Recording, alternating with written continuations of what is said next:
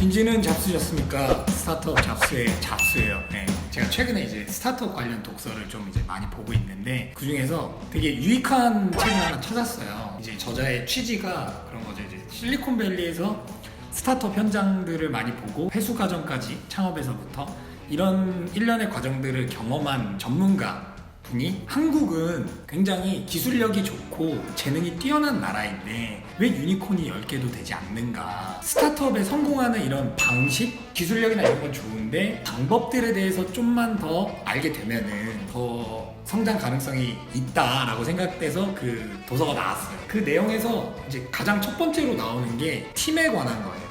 인재 영입. 저희도 이제 처음 스타트업을 하는 거다 보니까 인재 영입에서 많은 어려움들이 있었거든요. 인재 영입과 관련해서 크게 두 파트로 1편, 2편 나눠서 소개를 해드릴 거예요. 먼저 1편은 이제 직책과 책임, CF, CEO, CSO 등등 이런 거 많이 들어보셨죠? 이사회 이런 거 TV에서도 많이 나오고. 근데 이게 우리가 그냥 TV에서나 보고 곁다리로 듣기만 했지 전문적으로 이게 역할이 뭐고 책임이 뭐가 따르는지 의미가 뭐가 있는지에 대해서는 모르는 것 같아요. 창업하시는 분들은 일단 이건 기본 사전 지식으로 알고 있어야 되는 것 같아요.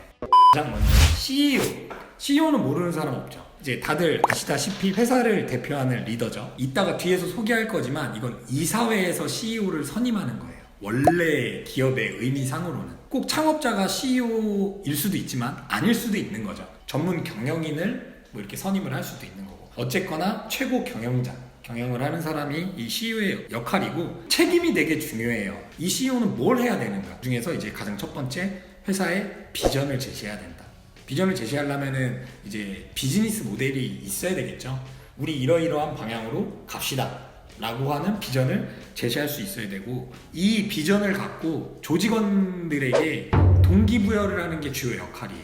우리 입사한 친구들, 직원들이 있으면은 자발적으로 우리 회사를 키워나가기 위해서 동기부여를 어떻게 일으킬 건지에 대한 고민이 가장 중요할 수 있는 거죠. 스티브 잡스도 그랬죠. 대표의 역할은 리크루터다. 인재 영입을 잘하는 CEO가 굉장히 역량 있는 CEO라고 할 수 있고, 그리고 이제 이 CEO의 또 다른 역할은 시장의 트렌드를 예측을 한다. 지금 4차 산업혁명 시대에서 트렌드가 되게 급변하고 있죠.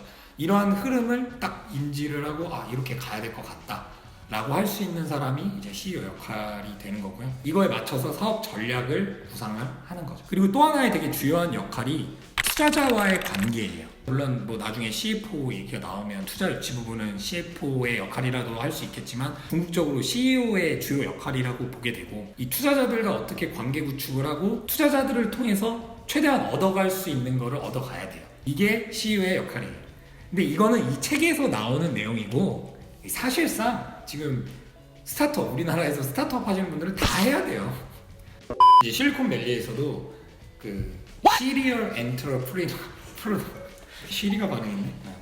실리콘밸리에서도 창업하고 엑시트하고 이제 회수하고 또 창업하고 이래왔던 이력이 있는 사람이 자기가 이제 초창기에 사업을 할 때 가장 큰 실수로 본 게 조직 문화를 구축을 하고 동기부여를 하고 이 작업에 에너지를 쏟아야 되는데, 그것보다는 당장에 마케팅을 하고 판매 쪽에 치중을 하고 이쪽에 CEO가 역할을 집중을 했을 때가 가장 큰 실수였다고 해요.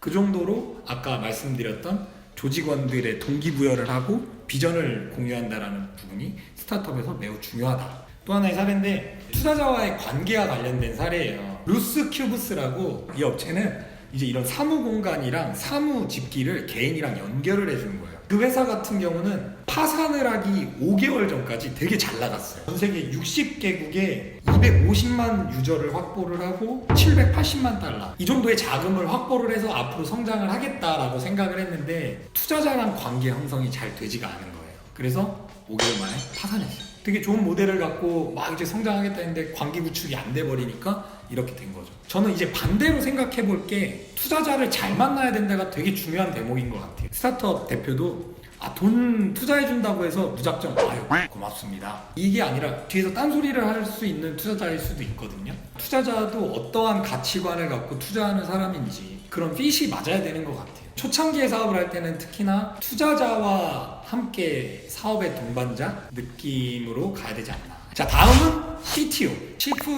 치프 테크놀로지 오피서. 나 이거 신뢰도가 너무 떨어지는데 영어 발음할 때. Chief Technology Officer. CTO의 역할은 다음과 같아요. 제품 개발을 통합적으로 관리한다. 그리고 이제 최신 기술을 파악하고 도입한다. 제품 개발의 진척사항을 관리한다. 그러니까 결국에는 CSO라는 용어도 있어요. 최고 이제 서비스 오피서. 이제 그게 이제 미국에서는 그냥 CTO로 통합해서 쓰는 것 같아요. 그러니까 이 제품 서비스를 만드는데 최고 책임자인 거죠.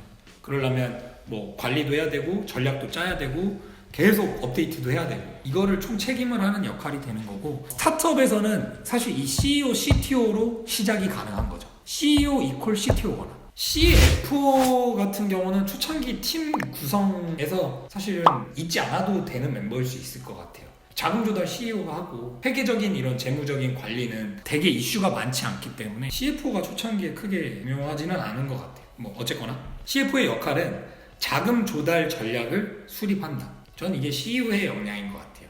초창기. 그리고 직원 채용, 해고 등 인사와 관련된 결정을 한다. 그러니까 이것도 CEO가 해야 되는 역할. 그리고 재무 자료를 작성한다. 이거는 CEO들이 다 하기 어려워요. 그래서 저 같은 경우는 저희 투자자 중에 회계사분이 있어요. 이런 내용들은 이제 서포트를 해주는 거죠. 다른 스타트업들도 이 재무 자료를 구축하는 부분은 아웃소싱을 맡기는 게 더 나은 것 같아요. 물론 이제 재무적인 전략을 세워야 되는 건 매우 중요한데 이거는 좀 CEO가 공부를 해야 되는 영역인 것 같아요. 그리고 회사의 재무 상태를 CEO가 논의를 한다. 이것도 어떻게 보면 초창기 스타트업 같은 경우는 CEO의 역량일 것 같아요. 다음은 CMO예요. 마케팅. CMO의 역할은 일단 첫 번째로 마케팅 전략을 수립을 한다.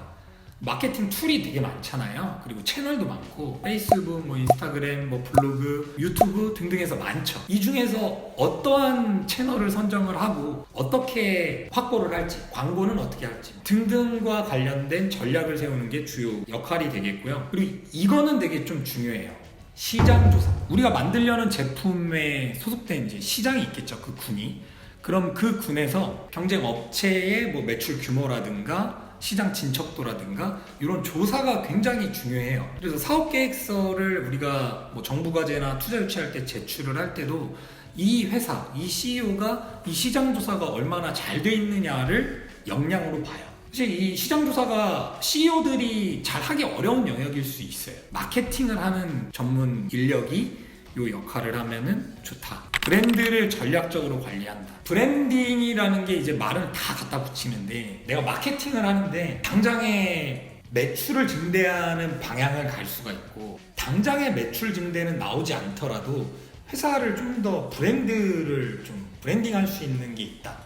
이것도 어떻게 보면 의사결정이 갈리는 거거든요. 그런 부분에 대해서도 전략을 이제 CMO가 잘 수립을 해야 되는 부분이 있는 것 같습니다. 그리고 홍보, 캠페인, 그러니까 광고 전략 짜는 거죠. 어떤 식으로 해서 홍보를 할 건지에 대한 전략 짜는 거죠. 혹시 COO 들어보셨나요? COO, 그러니까 Chief, 나 발음 안 나오네. 하여튼 오퍼레이팅 오피서예요. 운영과 관련된 책임자고 전 이게 되게 중요한 것 같아요. COO가. 그러니까 CEO와 COO는 제가 볼 때 종이 한 장 차이인 것 같아요. 근데 CEO가 좀 더 막 투자자나 이런 제너럴한 역할들을 한다고 하면은 이 COO는 진짜 기업을 어떻게 운영할 거냐. 그래서 다른 최고 책임자들과 이렇게 호흡할 수 있는 포지션이 되는 것 같고, 지금 직접 창업을 해보니까 운영 관련 이슈가 너무 많아요. 특히 정부 과제. 회사 운영을 전반적으로 관리한다. 그리고 CEO와 직원들 사이에 이 교두보 역할을 한다. 중간에서 CEO의 입장 그리고 직원들의 입장 이런 것들을 좀 의견 조율을 할 수 있는 역할. 그리고 이 CEO는 핵심의 주요 사업군들의 최고 책임자가 되기도 합니다. 그러니까 CEO랑 COO랑 제가 볼 때 크게 차이가 나지 않아요.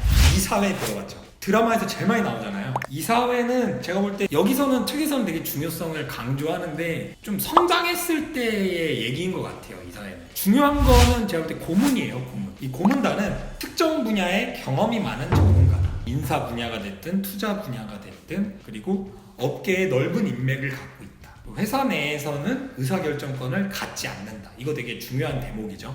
조언을 해주는 거예요.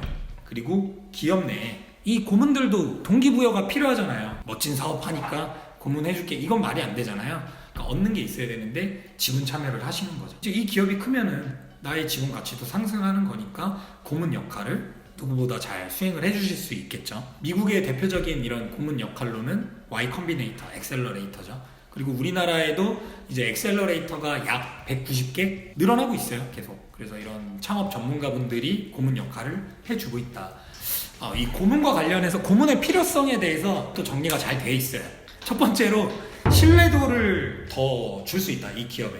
그러니까 투자사가 투자를 할 때도 고문단을 꾸리고 있으면 신뢰도가 더 가겠죠, 투자를 하는 데 있어서. 그리고 두 번째는 이제 자금 조달이에요. 고문들이 자금 조달 경험이 있을 수 있거든요. 그럼 그런 것들에 대해서 확보 전략이라든가 방향성을 제시할 수 있겠죠. 그리고 이제 인맥, 고객으로 유입이 되게끔 하는 인맥이 될 수도 있고, 투자 유치와 연결돼서 연계를 해줄 수도 있겠고요. 그리고 사업 계획에 좀 더 조언을 할 수 있겠고, 운영을 하는 데 있어서도 조언을 해줄 수 있겠죠. 그리고 이제 해외 같은 경우는 대학교에 교수님이 고문으로 들어왔을 때 이런 긍정적인 효과가 있다고 하더라고요. 교수님들이 제자가 있을 거 아니에요. 근데 내가 고문을 할 정도면 비전이 있는 건데 제자들한테도 추천을 해줄 수 있겠죠. 그러면 자연스럽게 산업 연계가 가능한 거죠.